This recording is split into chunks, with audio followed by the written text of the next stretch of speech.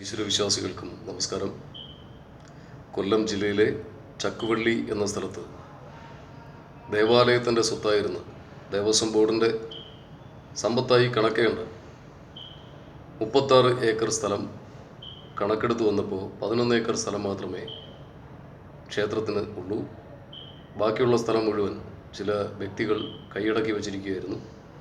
അതിൻ്റെ പേരിൽ കേസ് നടന്നിരുന്നു. ഇപ്പോൾ ഹൈക്കോടതി വിധി വന്നിരുന്നു. ഈ കൈയടക്കി വച്ചിരിക്കുന്ന എല്ലാ സ്ഥലവും ഒഴിപ്പിച്ച് ദേവസ്വം ബോർഡിന്, വിശ്വാസികൾക്ക്, ദേവാലയത്തിന് കൈമാറണം. എന്നാൽ ഇത് നടപ്പിലാക്കാൻ നമ്മുടെ സർക്കാർ തയ്യാറല്ല. അവർ വളരെ ഗൂഢമായിട്ട് അതിൽ നിന്ന് കളിക്കുകയാണ്. ഈ ചക്കുവള്ളി ദേവപ്രദേശത്തെ എല്ലാ ആൾക്കാരും പരിപൂർണ പിന്തുണയോടെ ഒപ്പമുണ്ട്. ആചാര അനുഷ്ഠാന സംരക്ഷണ സമിതിയുടെ ചെയർമാൻ എന്ന രീതിയിൽ ഞാൻ അറിയിക്കുന്നതെന്ന് വെച്ചാൽ, ഈശ്വരവിശ്വാസികളായ എല്ലാവരും എത്രയും വേഗം കൊല്ലം ജില്ലയിലെ ചക്കുവള്ളി എന്ന സ്ഥലത്തെത്തുക. അവിടെ നമ്മുടെ ഒരു സമരപ്പന്തൽ രൂപപ്പെടുകയാണ്. ആരും അവരവരുടെ വ്യക്തി താല്പര്യത്തിന് വേണ്ടി പിന്നോക്കം മാറരുത്. ഇത് കൊല്ലത്ത് ഇന്നാണെങ്കിൽ നാളെ കണ്ണൂരോ കാസർഗോഡോ മലപ്പുറത്തോ തിരുവനന്തപുരത്തോ ഒക്കെ ഉണ്ടായിരിക്കാം.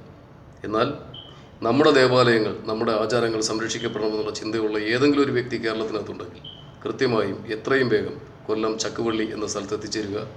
ആചാരാനുഷ്ഠാന സംരക്ഷണ സമിതിയുടെ സമരപ്പന്തലുണ്ടാകും, അവിടേക്ക് എത്തിച്ചേരുക. എല്ലാവരെയും ഇത് അറിയിക്കുകയാണ്.